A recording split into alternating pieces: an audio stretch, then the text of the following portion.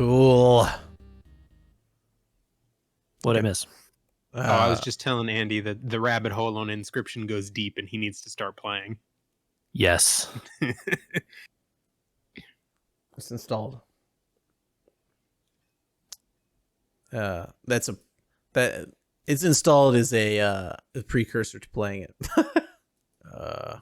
I am already, except that I don't remember the number despite having just looked at it today. So, truly a Weber gamer's problem. A real moment here as I open up the file of things of the year, in which I did not write down some of the numbers, and I did write down others of the numbers. I don't know why I spent time doing the research. If I 291, that makes sense. 2022. No, that doesn't make sense. Well, it's the 2021 things of the year, I guess. The things of 2021 of the year. Things of 2021, the year of 20. How convoluted can we make this? A Legends of Azure? Yeah. Legends of. Speaking of, that was hello, hi JJ. Oh, hello. I was about to call out your thing of the year, from January 6th of this. No, wait, hold on. No, December 20 through 2020. So we managed to do it in 2020 last year. Hi, you've obviously missed quite a bit. Things are running very smoothly here. All fine here. Nothing to see. How are you? Firing on all cylinders. It's 2022. 2022 has reared its beautiful head in terms of my organizational skills already. Welcome back, my bud. Our bud. Good to Hello, be back. Michael. How you doing? Good. JJ, how was your assignment? Great. Yeah. I definitely succeeded at the assignment and did all of the things. The assignment Yep. of just go and relax. Yep. That's pretty success. Cool. Wild success. You I don't know how much you want to talk about it, but I did one of these types of outings, touring the nation's capital at some point in schooling. Had you ever done that before? Yeah, so I went in 8th grade, and obviously stuff is different since then. Yeah. But I also went again. My sister attended a school in D.C., and so we went for near or around her graduation or something like that at the time. So I had been again, but we didn't really do like tourist stuff much that time. Mm-hmm. Sure. So this was my first time being back recently, and like, hey, they built a bunch of memorials and monuments since I was here last time. Should look at those. No joke. They also, like, all the museums are completely different. There have been new museums that didn't even exist made and all that sort of stuff. So Yeah, and you saw Philly, and did you go to New York too, or is that? yes, Okay. yeah. So you went spent to all more of them. spent more time in New York actually than the other twos. Oh. You went to all of the nation's capitals then. True. Yes. Had you been since the Towers Memorial had been opened? Yes, I had seen that already, so we didn't do that, Okay. which was fine with me. Well- And we were in Brooklyn mostly, not New York, or not Manhattan. Yeah, so It's a small, which was an area I city. hadn't really explored much. So yeah, small LOL. A city the size of many states. Yeah. More population than many states anyway. Yeah. For sure. Yeah, it was a great time.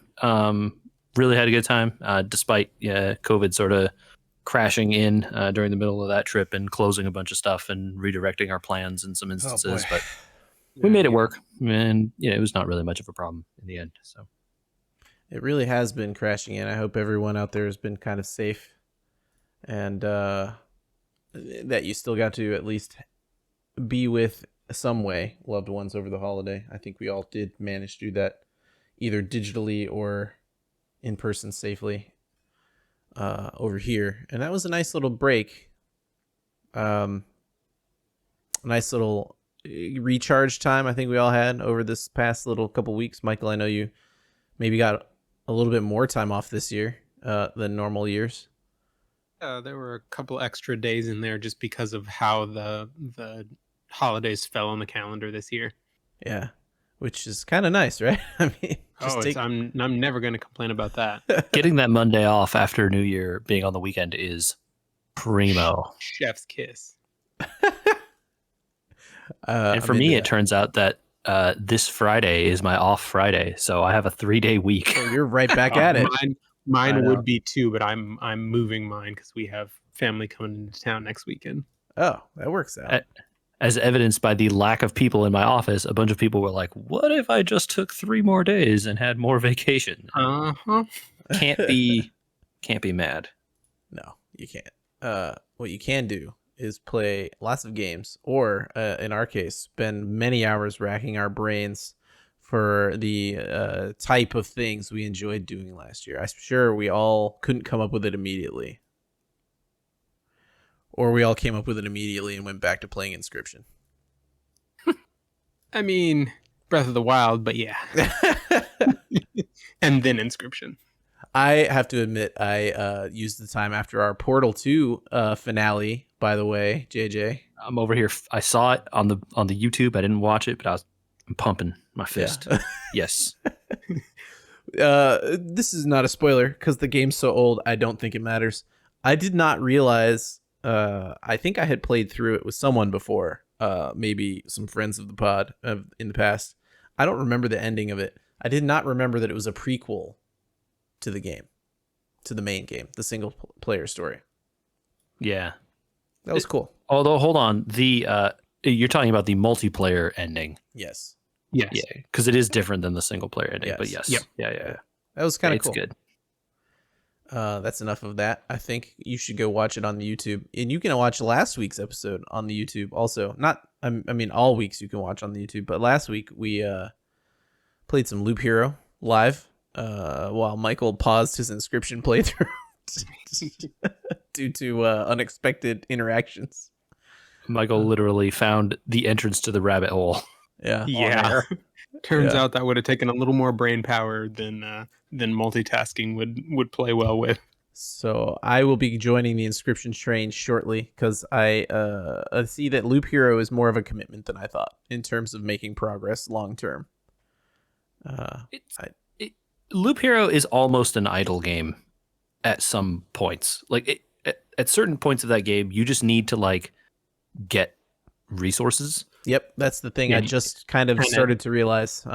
At those points, it becomes just kind of an idle click occasionally, but just let it run and gather resources. Yep, because you once you get overpowered enough, you just gather stuff and you just let it run, until you decide, right, like I'm good.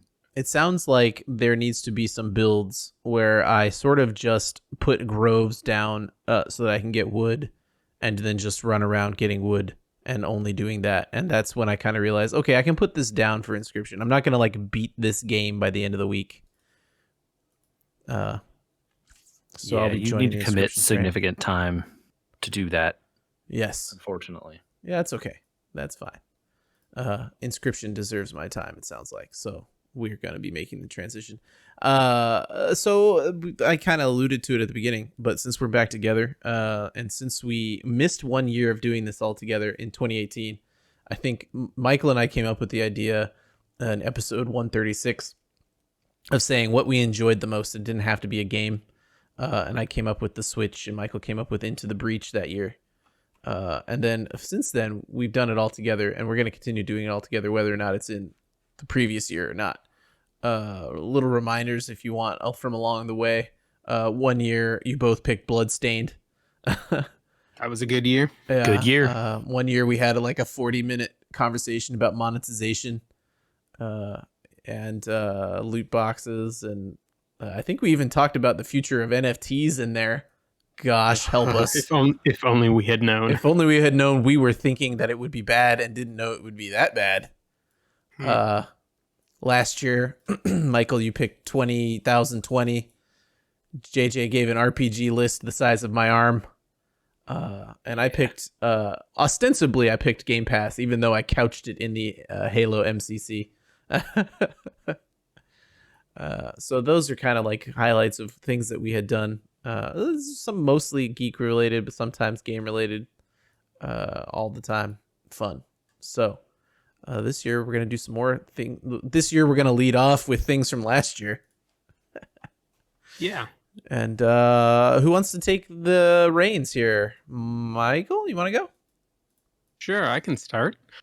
My my thing for last year was a game again. So jumping back to that, and Woo! kind of a pretty clear choice based on what I've talked about throughout the course of this year. But I chose it for two reasons. The game is Horizon Zero Dawn. Ah, so Nice. JJ, you didn't need to dip into your backup. It sounds like. No, we didn't pick the same thing. So that's Okay, good. That was the concern. But yeah, so I picked it for the game itself, which I had been kind of irrationally holding out hope for that it would come to the PC at some point, because it launched and for several years was a PlayStation exclusive, which kind of flows into the second reason that I picked it, which is what that move to port it to PC was kind of indicative of, in terms of the direction that console exclusive or storefront exclusive games, where they're headed in general, which is that, yeah, they might be exclusive for a little while, but then the developers are seemingly more interested now in exposing them to a broader audience.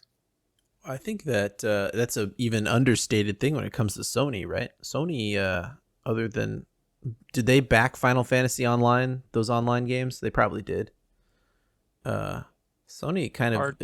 of, hard Don't to know. know. I mean, those all came out on PC initially, right? yes, they did, yeah. But the I Sony, think the go ahead. oh, I was just gonna say Sony actively eschews the PC. They don't, or haven't in the past, wanted their games accessible there. Which And I think is crazy to me. and I think that's why Michael's choice is great, actually, because we've gotten a bunch of recent announcements of like big deal Sony games, like Mhm. God of War, the 2018 one, is coming to PC. And actually, I just saw a video on it with all the like NVIDIA DLSS and RTX stuff turned on. Dude, that game looks really good. I You can't thought it looked imagine. good. If you played it on PS4, you thought it looked good there.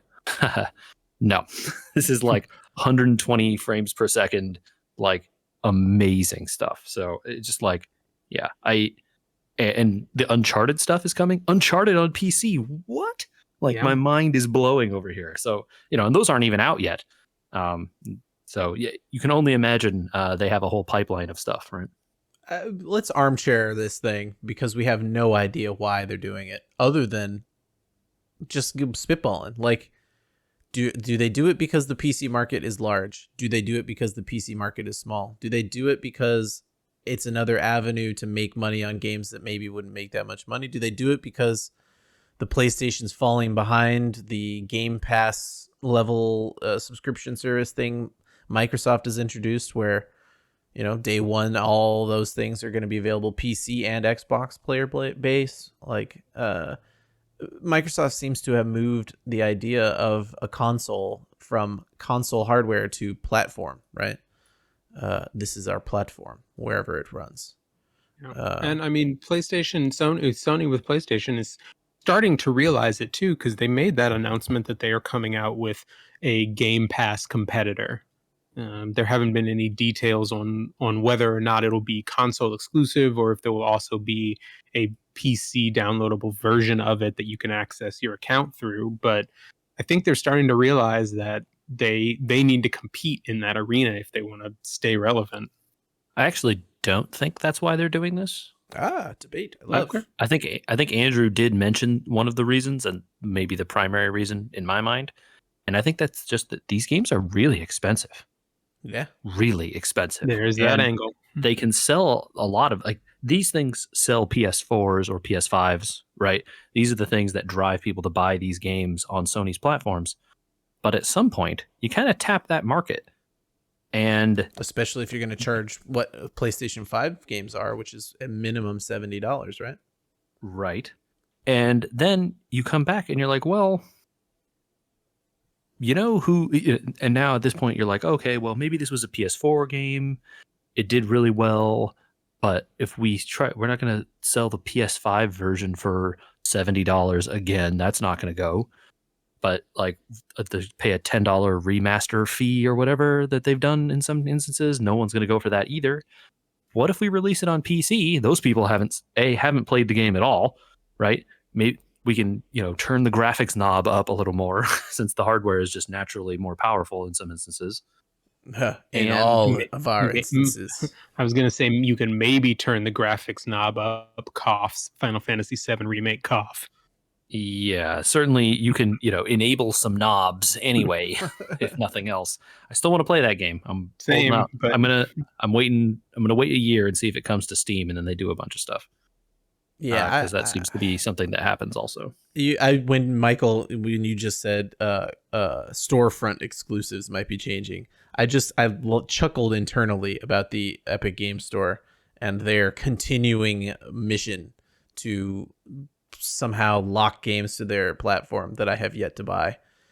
Lock games to their platform for exactly 1 year, at which point they then release on the other platform and people go, oh, this game is out. Uh-huh. And their pseudo Google-ness of like, we're coming out because we think we need to compete and create competition, and then just do the most anti-competitive stuff they can possibly think of for years.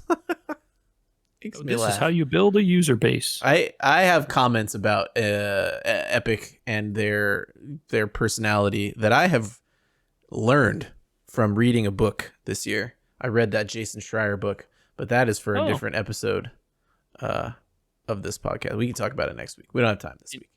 Anyway, I think that it is just an inevitability of the cost of video games continuing to go up, that they need more funding just anywhere they can get it. And if that means waiting 4 years to like make sure the people who need it go get it on the PS whatever or the Xbox whatever, and then releasing it later on the PC for a new group of people who never got it but are still out there playing games for some 90% of what they paid for on the PlayStation when it was brand new, or 100% or 110% in some instances. Yeah. I think that they're just inevitably going to do that. I bet, and I want to be right in all of these instances, that like all of the PS4 exclusive games eventually, not all the first party big ones from Sony, eventually come out on PC. At this point, there's no good reason not to do it. I pray that it's true, because then I literally just don't need a PlayStation 5 ever again, or like a PlayStation platform. You know what I mean?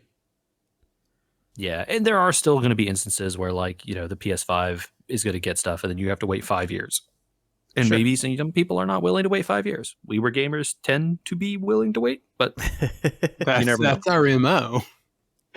You never know. I don't know. Inscription came out this past year. Within 12 months of what we're talking about. Inscription came out only a few months ago, so we're breaking the rules a little bit on that one. Although, sometimes a game must be played. You know what I mean? Yes. I think that's a good point, Michael. That for whatever the reason is, I think I fall on the cynical end of we just can't afford not to, along with JJ maybe, versus we're trying to compete, right? At least I have the mental confidence in Sony to follow through over like a Stadia company when Google announces something and you just sort of roll your eyes. Yeah. I'm not rolling my eyes at what you've brought forward here as your thing of the year is what I'm saying. I think it's admirable for whatever reason they're doing it. Fully agreed. And also it helps that Horizon Zero Dawn is great and really fun to play. Yeah, it does. And you didn't play the second one. You did play the second one now, right? Second one, who now? Oh wait, is that not out yet? I don't know. Forbidden West hasn't come out yet. It's not out yet. Nope. But it will be out soon. I don't. It's expected. It is expected this year. Okay. For PS4 and PS5, right? Yes. PS4, PS5, and PC some date later. Yeah. Yes. Well, although presumably. I that's imagine that the wait between will be much shorter this time around. You guys had ended up You never talking about know. DLC, right? That's what I was remembering. Yes. The DLC was included in the PS4 version that I played, so I did play the DLC, but I assume it was in the PC version also. Yes. Yes, that is correct. Cool. All right, Horizon Zero Dawn. And it's accompanying Sony sea change in exclusivity. Not sea change, I guess. It's not day of, but it's certainly a change. I wonder also with Square now being like, nah, we're not going to be exclusive. We're going to put it on PC. You know, if they're left with less exclusives. Square seems to have done we're going to put it on PC. We're going to put it on Epic Game Store. And then we're not going to do any advertisement for it, whatever. It's just going to show up randomly one day on the EGS store. And people are like, what? Kingdom Hearts is out? Huh? Oh, wait, what? Final Fantasy VII is out? Huh? And just like, yeah, it's out now. There you go. So we'll see. I suspect, again, that those versions will eventually migrate off of Epic. But again, are the rest of the people making console games going to follow suit? I hope. I think Fingers crossed. I think that you won't see it from Nintendo. I just don't see it. Right? I don't think they have an incentive really. They control. They feel like the costs. holdouts for sure. Well, they control their costs in a way, right? In a different way. They don't have to compete. And I don't mean that they can control their costs and labor and all that, but they just don't compete in the same market of AAA-ness. And so if they don't, I don't know. They just don't have the arms race of DLSS and ray tracing.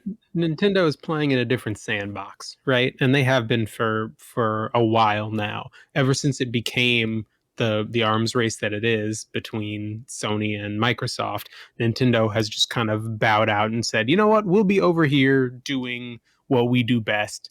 Come join us. That seems pretty... Yeah, they are controlling the cost of the assets that people need to create. And that is, you don't need to make 4K everything. You can just make your nice 1080p ones and they'll look good on this little tiny Switch screen. Yeah. Nothing wrong with that, in my opinion. I like the sandbox. Tons of great Switch games came out this year, so how could I complain? I mean, my backup was a Switch game. Dread? Yep. Nice. JJ, you want to go next? All right. Swerving hard left to a completely different tangent. I like it. My thing for this year is the actually really, really crazy number of prestige TV and movies that came out and went directly to streaming. Yeah, Ooh, cool. Good choice. Good idea. Streaming it is. There have been. I haven't seen that Matrix yet. In the last 2 months, you only got 20 more days or something. So, in the last 2 months, there have been 2 or 3 Disney Plus shows that I've been interested in watching. 2 or 3 shows on Netflix. And at least one movie that I don't know, 2 movies, I guess. I don't remember. When did Dune come out? This year? November? Was that November or last year? Anyway, what year is near it? the end of near the end. It's 2022 now, Andrew. I don't know what year it was. Q4 21, JJ. Oh no, it's still March 2020. I think. Yes, I feel like it's maybe. Yes, you're right. I think so. Anyway, but that's just in the last 2 to 3 months of 2021. Going back farther, there were just even more great shows and films and stuff. Just a ton of really good stuff came out and was streaming very quickly. Now, not everything was. Disney eventually started putting stuff back in theaters. But there were still like great things coming out that were going direct to streaming. I know we talked about it on this podcast some because I think all of us saw it, but the Mortal Kombat movie ended up being like not that bad. That Mortal Kombat movie, if you go into it to steal a Tim Rogersism with your fun time hat on, it is quite enjoyable. It's a romp.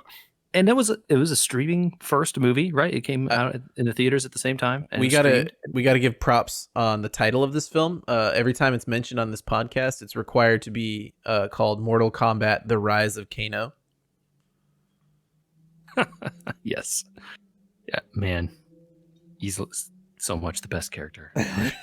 And again, like I would never have paid to see that movie. I would not have paid to see that movie. I would have waited. It's included in the HBO thing I already had, so I guess I'm gonna watch it. And then I did, and I had a great time. I would have waited the 3 years for it to come to Netflix. Exactly. And I probably would have paid to go see Dune, but then I didn't have to. I probably would have also paid to see Matrix, and then I didn't have to. And there were like at least 3 or 4 other ones that I can't remember off the top of my head this year that I was able to watch. I didn't pay to see Shang-Chi, and that was really good on Disney. That came out later, but it also came to streaming this year. Jungle Cruise, similarly, I would never have paid to go see and had a fun time hat firmly on. A good time with that dumb movie. Just like a bunch of stuff that came out like later and was on streaming. It was like, hey, this is pretty good. I enjoyed this. Oh, Black Widow even, right? Didn't Black Widow come out this year? Yeah, Black Widow was fun. Last year. I like that. It was a fun time. So I think, and that's like, that's just the movie stuff. TV shows, there was Cowboy Bebop, there was The Witcher next season, there was Hawkeye, which I still haven't seen. Very good. Boba Fett technically started in 2021. Yeah. Boba Fett, which I saw 1 episode of and don't know what it is still about yet. And those are the ones I thought of off the top of my head in the last month. Like, so there's a lot of great stuff out there. And like even going back farther, there's been tons more. So I was overwhelmed by the amount of like good television and movies this year that was on streaming immediately or weekly or whatever. I felt like really awesome. Starting with Dune, I literally felt like the future slapped me in the face and said, "This is what you've all been waiting for. Here it is."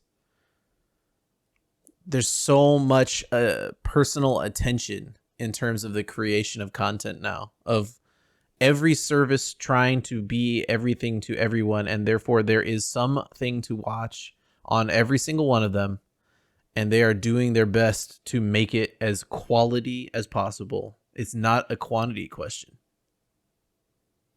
Yeah.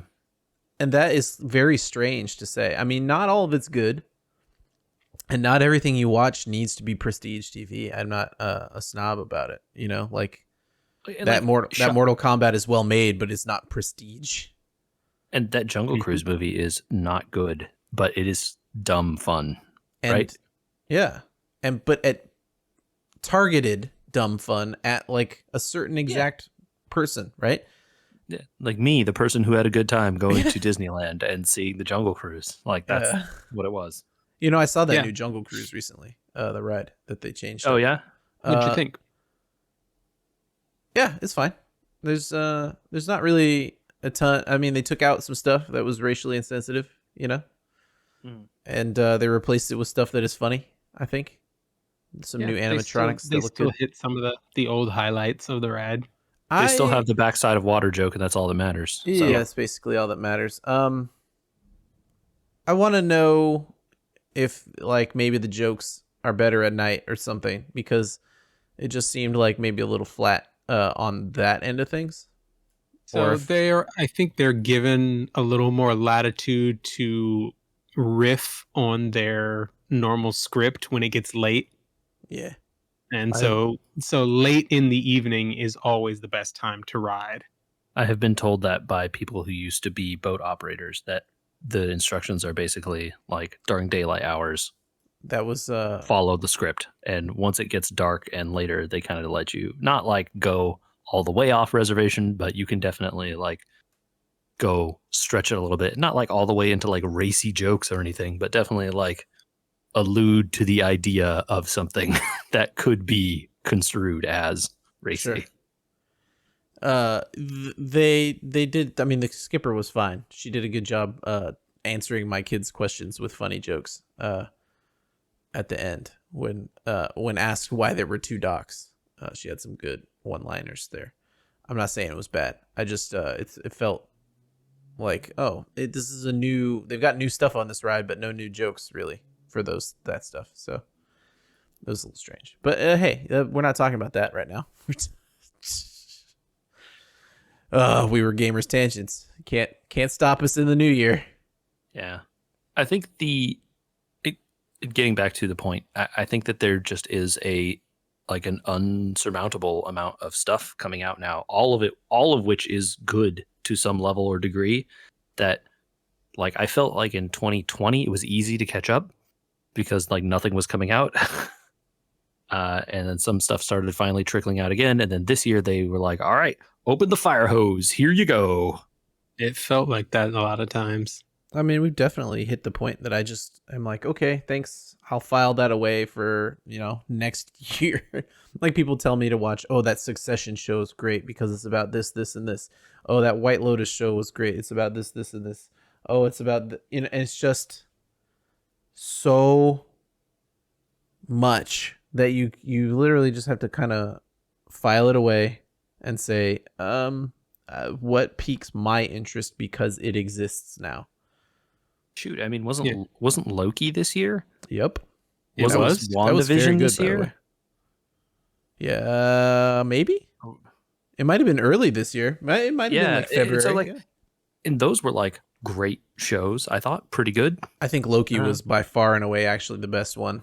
Oh, I fully agree. But that was like great, and then like now Hawkeye is coming out, and all these other shows. I just like because who has time? I don't have time.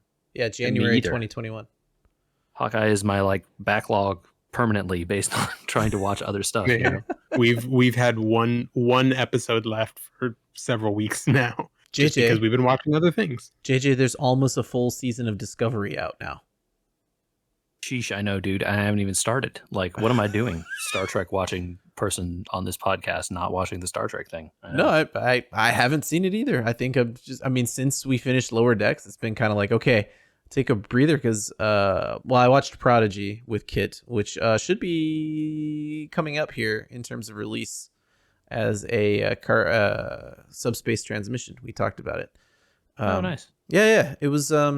I will listen to that. Yeah, I'm curious what you guys thought. Yeah, listen to that. You get enough to know whether you want to see that or not. Add that onto the backlog. Well, I mean, I think in there I say that here's exactly what it is. Make your own decision. For Kit and I, it's something of a genre that we enjoy.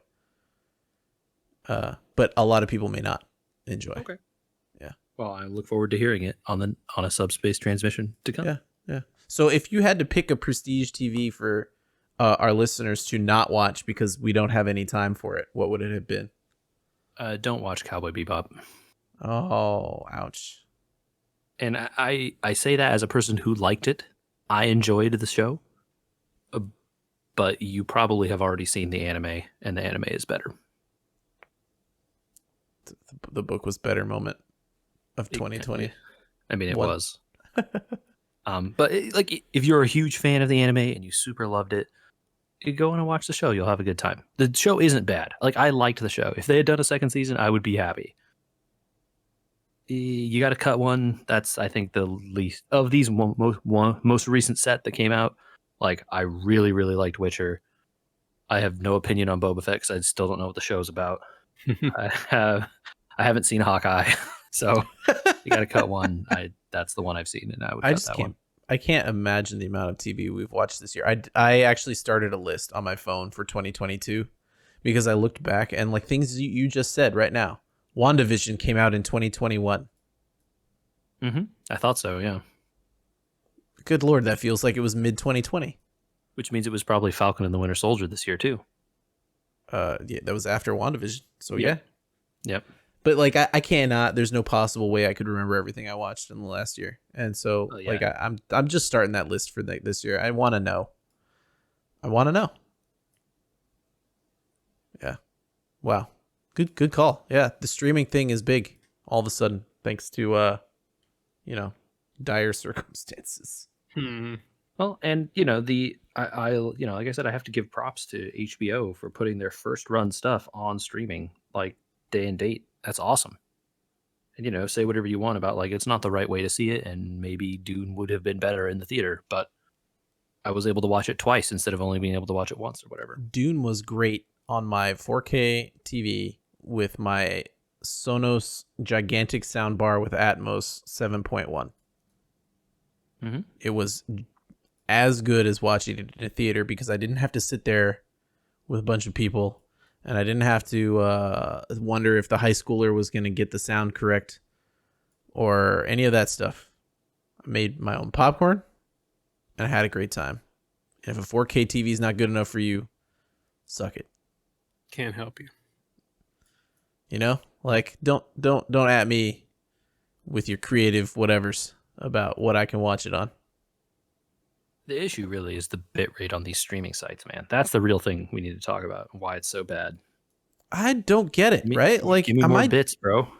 Everybody's got down. I mean, like, fine. If you need to, like, opt into it, If I want to opt into like a 10,000 bitrate stream, let me do it, So you can do that on Netflix. You can opt into more bitrate on Netflix. Disney Plus gives you way high bitrate, like just included. Yeah, like Disney has. No, I'm not mentioning Disney here. I'm specifically mentioning HBO or HBO more stream is not Netflix, great. but like Netflix and HBO. HBO's stream bitrate is not very good. I did notice some artifacting multiple times, but yeah, man, oof, you get HDR from Disney. Wow. Okay. Mine's a little complicated because I wanted to pick my Elite 2 controller as my thing of the year, and I felt like my thing of the year needed to be bigger than something that can fit in my hands. So was it something else that fit in your hand? No, it had to be bigger. No, I think that I wanted to pick that for another reason. So I do pick that, my Elite 2 controller, because I want it to be about this past year, 2021, wherein we built that PC, Michael, together. We did. That PC is part of my Elite controller. I bought that PC to help my Elite controller out, and I mean that in this way. I'm making a face here, so JJ needs you to connect the dots. JJ, here's the dots. Is this the like Charlie in front of the board with the string and stuff? Like, is that how this looks? Aliens. Here's the dots. Sometimes, and I want to clarify, whatever, this later. Sometimes the right tools and the right toys are the right way to have your fun. And I'm not implying people should just waste money frivolously or that they should buy things they can't afford. But sometimes making do doesn't help you make do. So what I mean by that is that old PC that I was running was the correct thing at the correct time to try and make the point that you could build a really good computer for a certain amount of money for doing games or whatever I was doing on it at the time. But having been on this new PC for a couple weeks and us doing a little bit more and a little bit more and a little bit more with the podcast, all of a sudden I can render something in 15 minutes instead of 3 hours. And that's the right tool for wanting to do something more. The Elite controller is the right toy if you really want to just sit down and connect with a game and not think about a controller, right? Like I think in 2021 was the year that I bought that Scuff controller, and I talked about it for a while on this podcast. And then I bought the Elite controller, and I talked about it for a little while on this podcast, and then we haven't really talked about it since then. I have not played on that scuff for a while, because the Elite is the right toy. When I was playing Celeste, I would fall or not jump randomly sometimes with that scuff. And like when you're buying something that you've spent a certain amount of money for, don't settle for something that isn't right. You know what I mean? Like it doesn't work the way you intend or hope. And so it's okay to make a, like, not a mistake, I guess, but I think it's okay for you to tell yourself that it's okay to go out and look for something better, right? I don't know. I personally felt like in 2020 it was like make do with what you got because things are going to hell.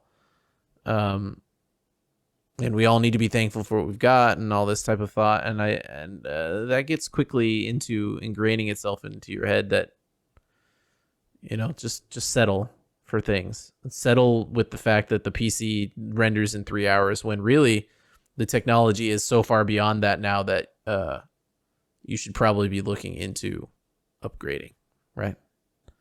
And so for me, when you find something has its shortcomings, maybe it's better to fix them if you can find ways to do it the right way. Sometimes it's affordable and sometimes it's not, right? Like I think I was looking at when I was redoing this computer, installing voice meter, and I was like, well, why am I installing voice meter again? Voice meter is very hard to use. Maybe there's a better solution. And I looked into the Go XLR for this new setup, which is like a streaming hardware version of a audio mixer. And that ended up being like, you're still using programs and it's very expensive and it's just not the right solution. It's not a better solution. Don't waste money on something that's not a better solution, I think. But when things have shortcomings, like this PC now has the capability to render faster. This PC has the capacity to hold more than three games. If I installed MCC in Warzone, and then rendered a podcast, that last PC's main drive was full. Is this a problem with the podcast or a problem with Warzone? Take that as you will.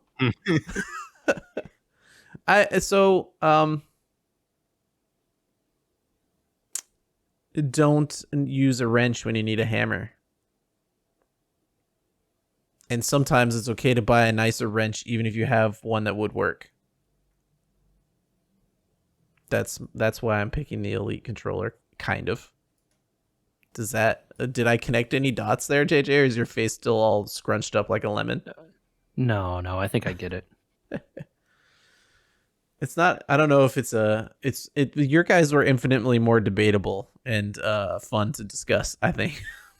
But it really honestly was a year of undoing frustrations from the previous year. And I think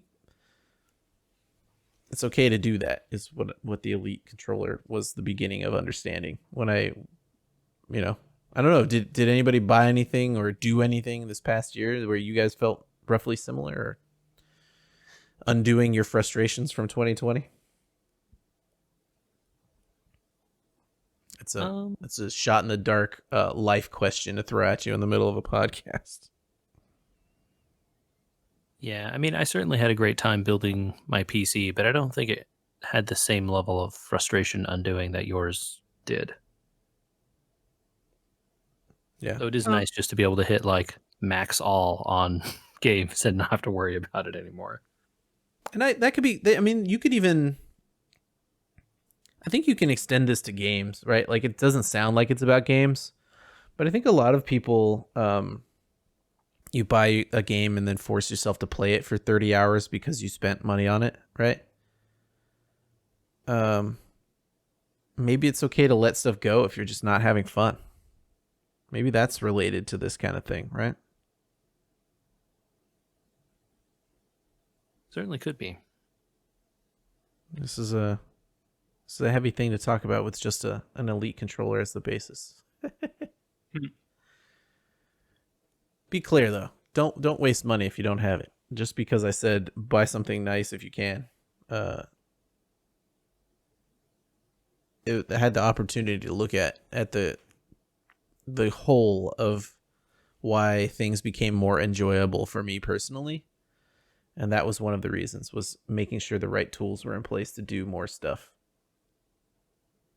I feel more capable if you have the right tools.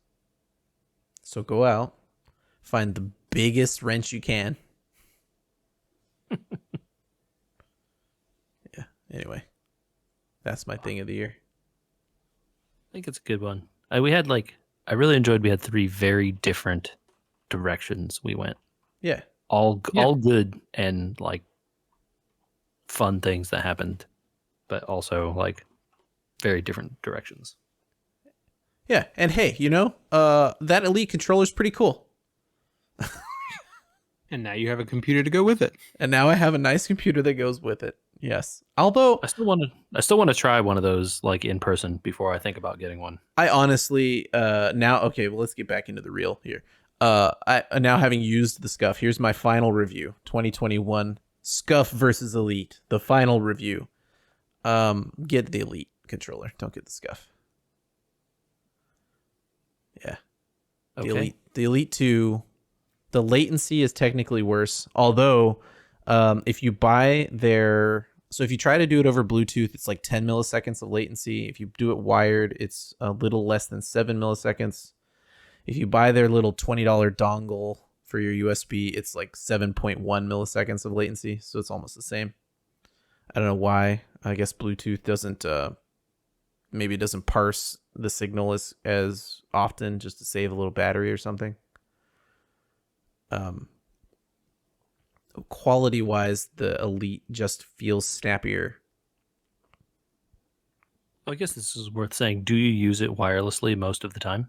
I do not have the wireless thing yet. It is back ordered, so I don't currently. I use it wired. Okay. I think I haven't used a controller wirelessly with my PC in a very long time. So I'm wired all the time. So I was just curious. I can review that in 2022. But the parts just feel better. The idea of switching out the sticks on a Scuff is like, here, take the faceplate off, take this part off, put this part back on, versus the Elites, everything's magnetized. You just sort of take them off and put them back on. The finger paddles are in better positions and they feel snappier, but at the same time, like they have less throw. It's just a more reactive controller, and it's way more comfortable in a longer gaming session. And it changed a lot of the games that I played this year. I went from I'll just play it on the keyboard to, like, I played State of Decay with Ken and that crew and Kit and all those guys. And you can either use a controller or a keyboard. And I started playing that in 2020 with them, keyboard and mouse. And once the Elite 2, I was just like, no, I'm going to play this on a controller. It's just, it reconnected me to games differently. The quality of it feels so much better than a standard controller. I think it's worth giving a shot. I think that's important, right? Like, your feeling about the way you connect to the game or whatever is important. So yeah, and if you can strengthen that, then by all means do it. Yeah. So the right tools, the right toys, and the most fun, right? It's just the most fun is the answer. And if the most fun is looking at what is holding you back from having fun, and it's a controller, get it if you can. Anyway, 2022 is upon us, gentlemen. Start writing your lists for 12 months from now, no. so we don't forget that WandaVision season 2 came out in whatever date. I don't know how we're ever going to keep up this year. It's going to be so much. If things in the world get better, if we start going out and things, it's going to be impossible. It's already started happening. We're several Marvel movies behind. Yep. I was just going to say, although I think Eternals comes to streaming soon. It does in the next 2 weeks. Yeah. Within so the month. Be good. good. I can catch up on that, and then I have to wait probably a very long time for Spider-Man. Spider-Man, I don't know how we're gonna watch Spider-Man other than going to a theater. I just don't know how to do it. I mean, I think it will eventually come to Disney. It's just, when. Are the other Spider-Man movies not on Disney? 0 of them are on Disney. Really? Homecoming is not, and the other one? Nope. I went and got them from the library. Whoa! I didn't realize that. So their like rights or whatever didn't allow them to put it on Disney Plus. I guess so. But there's a deal, I think, in place to bring the rest of the stuff to Disney Plus. Or I thought there was. What rest of the stuff? The rest of the Spider-Man stuff. The 2 previous films? Yeah, is that not what you were? I was referring to the one that's in theaters right now. Oh, yeah. Well, that one you're definitely gonna have to wait on.